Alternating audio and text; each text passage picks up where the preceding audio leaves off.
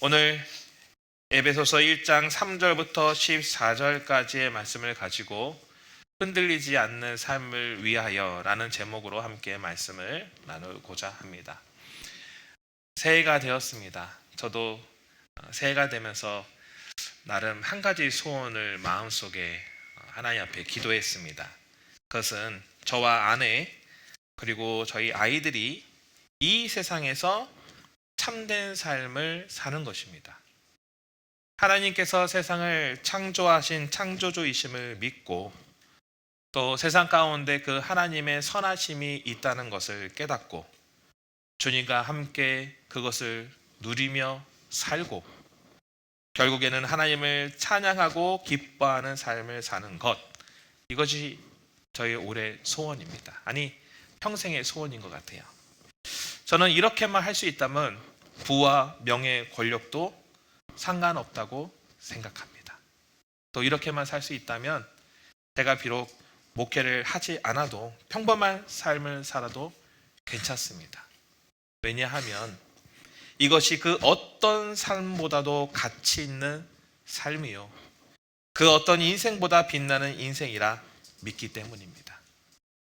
우리 성도님들은 어떠십니까? 그런데 요즘 가끔 이 믿음이 흔들릴 때가 있습니다. 마음이 불안해요. 왜냐하면 세상이라는 거대한 파도의 힘이 너무 거세기 때문입니다. 그래서 요즘에 기도할 때는 다른 기도가 잘 안 나오고요, 이 세상을 도대체 어떻게 살아가야 하는지에 대한 기도가 더 많아지는 요즘입니다. 솔직히 이런 고민은 저만 있는 것은 아닐 것입니다.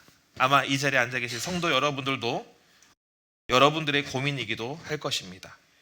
그리스도인으로서 내 삶에 하나님의 사랑과 은혜가 넘치고 복이 넘쳐나고 그것을 기뻐하고 감사하며 하나님을 찬양하며 사는 삶, 아마도 여러분도 그런 삶을 살기 원하실 것입니다. 그런데 세상의 강력한 힘에 의해서 길을 가다가도 길을 잃어버리기 십상이고, 나는 스스로 그리스도인이라 부르고 싶지만 자신 있게 예수쟁이라고 부르기는 부끄럽기도 하고, 잘하고 싶기도 하고 잘하려고 노력하는데 생각처럼 잘 되지 않는 것이 우리의 모습입니다. 그런데 여러분, 제가 하고 있는 이 고민, 그리고 여러분들 마음 가운데 있는 이 고민을요, 2000년 전 에베소의 지역의 초대교회 성도들도 동일하게 했습니다. 그들도 우리처럼 신앙생활을 잘하고 싶었어요. 하나님의 복을 누리면서 날마다 그 하나님의 복을 찬양하는 삶을 살고 싶었습니다. 그런데 그들의 처한 상황이 쉽지 않았어요. 경제적으로, 사회적으로, 종교적으로 다방면으로 그리스도인의 정체성을 혼란스럽게 하고 믿음의 삶을 의심하게 만들고 그들의 신앙을 뒤흔드는 어려움이 에베소 지역의 초대교회 성도들에게 있었습니다.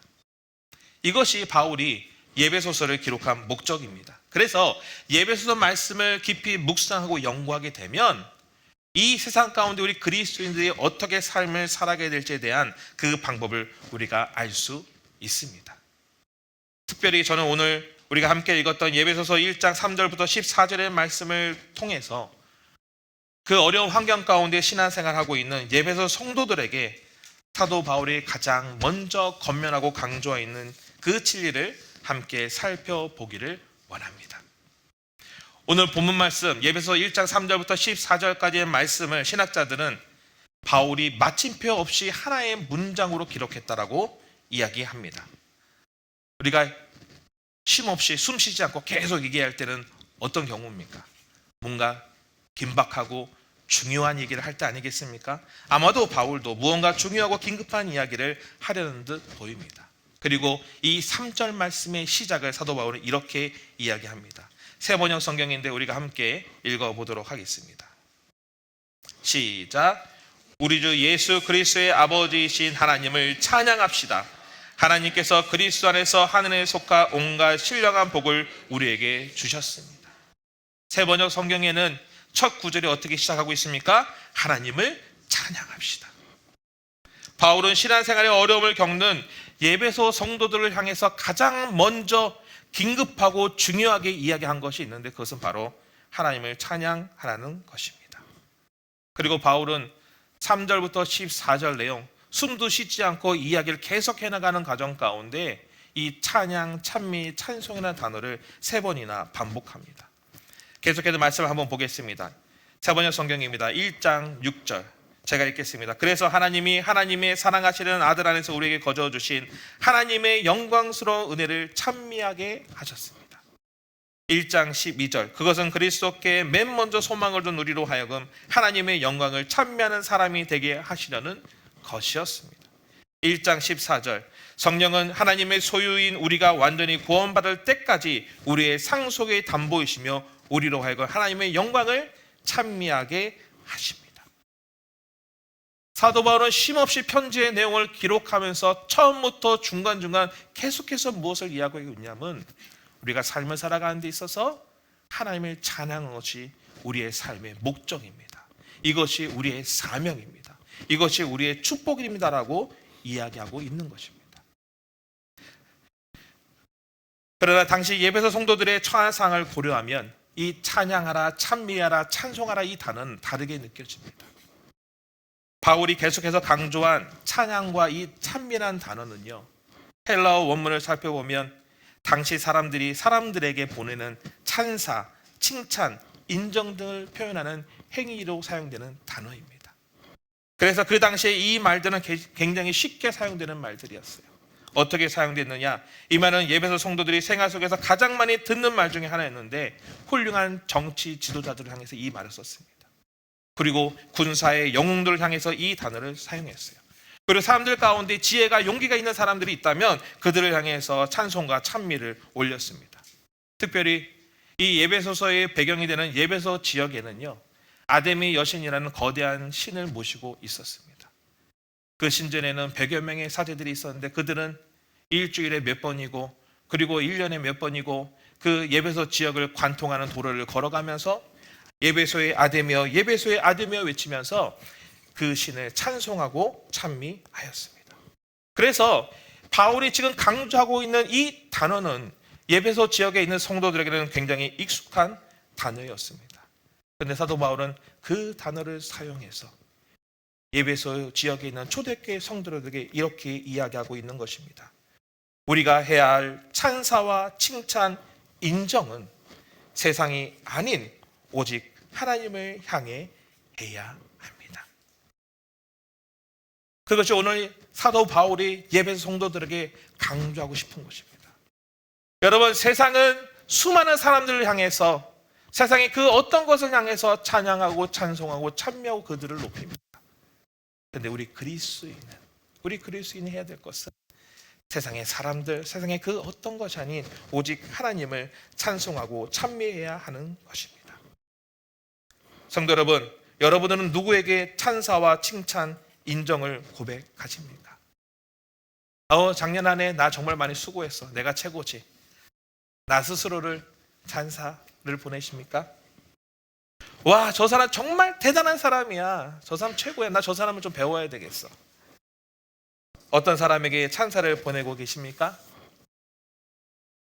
우리는 이 세상의 주인이 하나님임에도 불구하고 사람들은 끊임없이 사람을 향해서 그 헛된 것들을 향해서 찬양을 합니다. 그들을 높이고 그것이 최고라고 이야기합니다.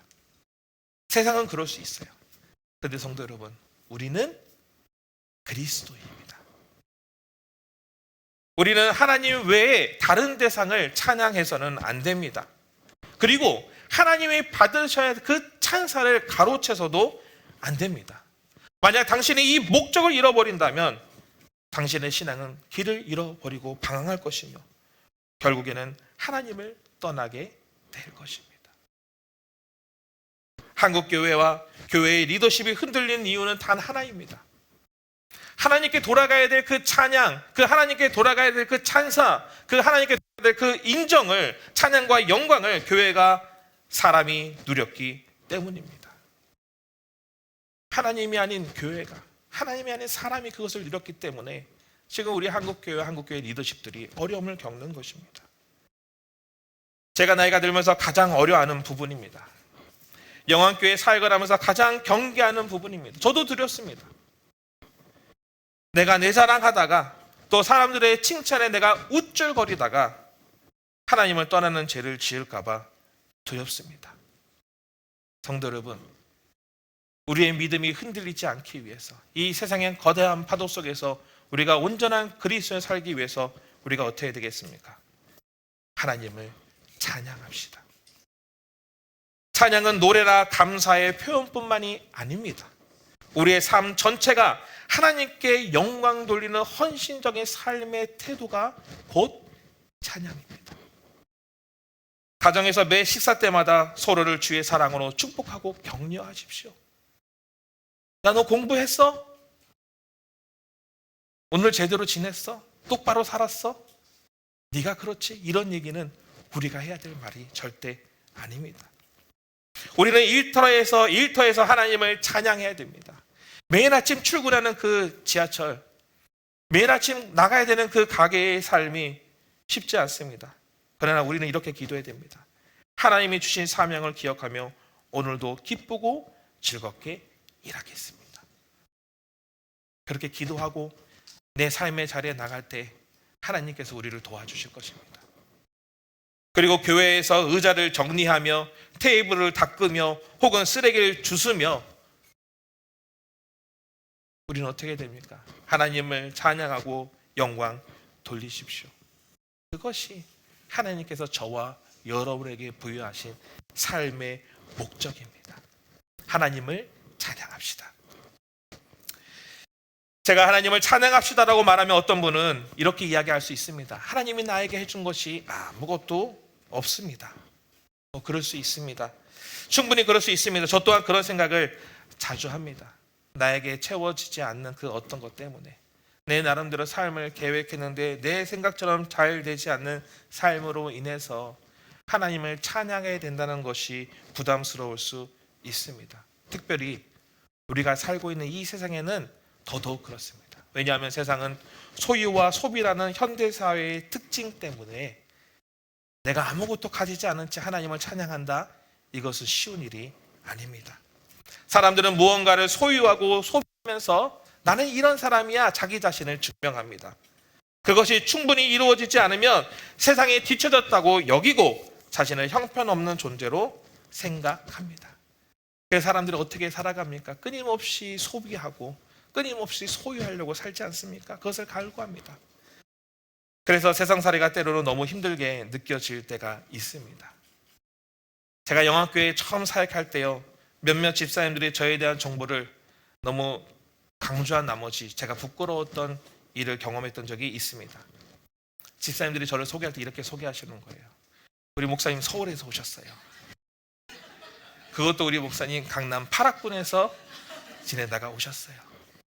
졸지에 저는 어느 순간 강남 8학군 출신 목사가 되었습니다. 제가 어디 유명한 대학을 나온 것도 아니고 어디 유학을 갔다 온 것도 아니고 그냥 거기서 학창시절을 보낸 것 뿐인데 어쩌다 보니까 제가 그렇게 사람들에게 비춰지기 시작했습니다. 그런데요, 제가 거기서 살았다 한들 그것이 저를 증명해 주지 않습니다. 제 출신이, 제 학력이, 제 능력이 저를 증명하지 않습니다.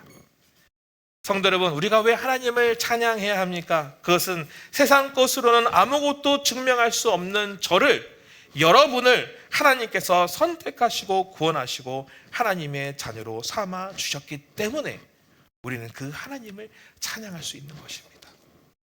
바울은 오늘 본문 말씀에서 이것을 에베소 성도들에게 분명하게 강조하고 있습니다. 함께 살펴보길 원합니다. 한번 성경에 표시해 보십시오. 먼저 하나님께서 우리를 위해서, 에베소 성도들을 위해서 하신 일입니다. 4절, 곧 창세전에 그리스도 안에서 우리를 택하사. 5절, 그 기쁘신 뜻대로 우리를 예정하사. 6절, 우리에게 거저 주시는 바. 7절, 그의 은혜의 풍성함을 따라. 9절, 때가 찬 경륜을 위하여 예정하신 것이니. 11절, 그의 뜻의 결정대로 일하시는 이의 계획을 따라 우리가 예정을 입어. 13절, 약속의 성령으로 인치심을 받았으니. 이 구절들이 강조하는 것들이 무엇입니까? 나는 아무것도 한 것이 없어요. 잘하는 것이 하나도 없어요. 나의 존재는 어제나 오늘이나 내일이나 똑같아요. 그런데 하나님께서 그것과 상관없이 하나님이 기뻐하신 뜻 가운데, 하나님의 그 사랑 가운데 우리를 창세전에 선택하시고 예정하시고 구원하셨다라고 사도 바울은 예배소 성도들에게 그리고 우리들에게 가르쳐주고 있는 줄 믿습니다. 계속해서 말씀을 살펴보겠습니다. 다음으로는 하나님께서 우리에게 주신 축복입니다. 3절부터 살펴보겠습니다. 하늘에 속한 모든 신령한 복을 우리에게 주시되, 4절 그 앞에서 거룩하고 흠이 없게 하시려고, 5절 자기의 아들들이 되게 하셨으니, 7절 그의 피로 말미암아 속량 곧 제사함을 받았느니라, 8절 모든 지혜와 총명을 우리에게 넘치게 하사, 9절 그 뜻의 비밀을 우리에게 알리신 것이요, 11절 그 안에서 기업이 되었으니, 10절 그리스도 안에서 통일되게 하려 하심이라, 12절 우리 기업의 보증이 되사 그 얻으신 것을 속량하시고. 이 모든 것들을 하나님은 우리에게 거저 주셨습니다. 여러분, 예배소 성도들이 바울의 이 편지를 받고, 그때 당시에는 가정교회였죠. 작은 교회였어요. 각 가정에서 이 편지를 돌려보는 그 순간을 여러분 한번 상상해 보십시오. 적은 인원들이 아마 조용히 모였을 거예요. 그때 당시에는 기독교가 그렇게 사람들에게 알려지고 인기 있는 신앙이 아니었기 때문에, 오히려 핍박받았기 때문에 그들은 작은 공간에 소수의 사람들이 몰래 모였을 거예요. 여기저기 군데. 이 바울의 편지를 이 집에서 읽었으면 다음 집에 보내고, 또 다음 집에 보내고, 또 다음 집에 보내고, 한 사람의 편지를 낭독합니다. 하나님을 찬양합시다. 하나님께서 우리를 예정하셨습니다. 선택하셨습니다. 구원하셨습니다. 하나님이 여러분들에게 복을 주셨습니다. 여러분을 살리셨습니다. 여러분을 구원하셨습니다. 여러분을 축복하셨습니다. 그들이 느꼈을 그 마음의 그 감격이 여러분들 느껴지십니까?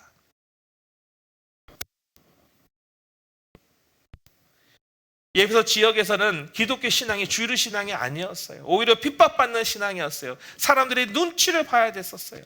세상의 강력한 흐름들이 예배소 지역을 휩쓰고 있었어요. 그들은 그들의 흐름에 편승하는 사람들이 아니었어요. 그래서 늘 마음에 위축되고, 늘 마음에 불안함이 있고, 늘 마음 가운데 근심과 걱정이 있었을 거예요. 우리가 어떻게 신앙생활 잘해야 되지? 근데 사도 바울은 예배소 1장 3절부터 14절 숨도 쉬지 않고 한 문장으로 쫙 이야기를 써내가면서, 당신들은 이런 존재입니다. 당신들은 이런 사람들입니다라고 강조하고 있는 줄 믿습니다. 여러분은 어떤 존재입니까? 여러분은 누구입니까? 누구의 자녀, 누구의 부모, 출신, 대학, 내 직업, 재력, 내가 소유한 것들, 나의 능력, 금수저, 은수저, 목사, 장로, 집사, 이런 것들로 우리는 증명되지 않습니다. 무엇으로 증명됩니까? 하나님께서 우리를 창세전에 예정하셨습니다. 내가 세상을 살다가 실패할 수 있어요. 넘어질 수 있어요. 그러나 우리는 내 인생과 삶이 하나님의 계획 가운데 있다는 그 사실로 인해서 확신하고 다시 일어설 수 있습니다. 우리는 그리스도 안에서 구원받았습니다. 세상에 많은 것들을 소유할 수 있는 그런 환경이 우리에게 없습니다. 그러나 세상의 소유가 부족해도 우리는 하나님의 기업을 이을 하나님의 자녀가 되었다라고 하나님께서 말씀을 통해서 우리에게 가르쳐주고 계십니다. 여러분은 하나님의 기업이에요. 하나님의 자녀예요. 또한 성령님을 통해 우리는 인치심을 받았습니다. 내 안에 거하시는 성령님께서는 끊임없이 세상의 그 어려운 삶 가운데서도 역사하셔서 내가 하나님의 자녀임을 계속 우리에게, 우리의 마음속 그 깊은 곳에서 가르쳐주고 있는 줄 믿습니다. 다시 말해, 우리 그리스도인들은요, 무엇을 소유하느냐, 무엇을 소비하느냐로 인해서 우리가 증명되어지는 것이 아니라, 내가 하나님께 속한 자로서, 하나님 안에 내가 소유된 자로서 우리가 증명되는 줄 믿습니다. 여러분의 가치가 얼마나 되는지요? 여러분의 가치가 얼마인지 아십니까? 여러분의 가치를 돈으로 매겨보시겠습니까? 얼마일까요? 저는 결코 우리의 가치를 돈으로 값을 매길 수 없다고 믿습니다. 여러분들은 그만큼 하나님께 존귀하고 소중한 존재인 줄 믿습니다. 바울은요, 예배소 교인들이 이 사실을 깨닫기를 바랬습니다. 사람들은요, 활발한 경제 활동으로 부를 추구합니다. 수많은 사람들이 상행인을 하면서 계속 부를 축적하고 권력을 얻고 명예를 얻고 세상 가운데 높이 올라가기 위해서 애를 씁니다. 예배소 지역에는 예술과 학문과 철학이 뛰어났습니다. 엄청난 도서관이 그 가운데 있었어요. 또한 아데미 여신을 비롯한 수많은 신들을 숭배하는 그 도시 속에서 그 도시의 흐름을 따르지 않는 그 그리스도인들이 느낄 그 상실, 그 두려움 가운데 사도 바울은 이 예배소서 말씀을 통해서 그들이 얼마나 가치 있고 대단한 사람인지를, 대단한 존재인지를 오늘 본문 말씀을 통해서 예배소 성도들에게 그리고 저와 여러분들에게 알려주고 있는 것입니다. 성도 여러분, 여러분들은 삶에 어떤 소원을 가지고 계십니까? 어떤 소원을 가지고 계세요? 돈 많이 벌고 건강하고 내 자녀 잘 되고 만사 형통 천하 태평, 이것이 여러분들의 소원입니까?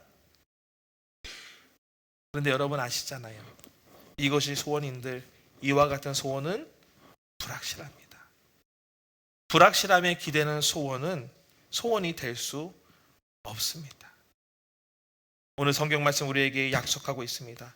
비록 내 삶이 화려하지 않아도 하나님의 복을 누리며 찬양하는 삶이 우리의 소원이 되어야 될 줄 믿습니다.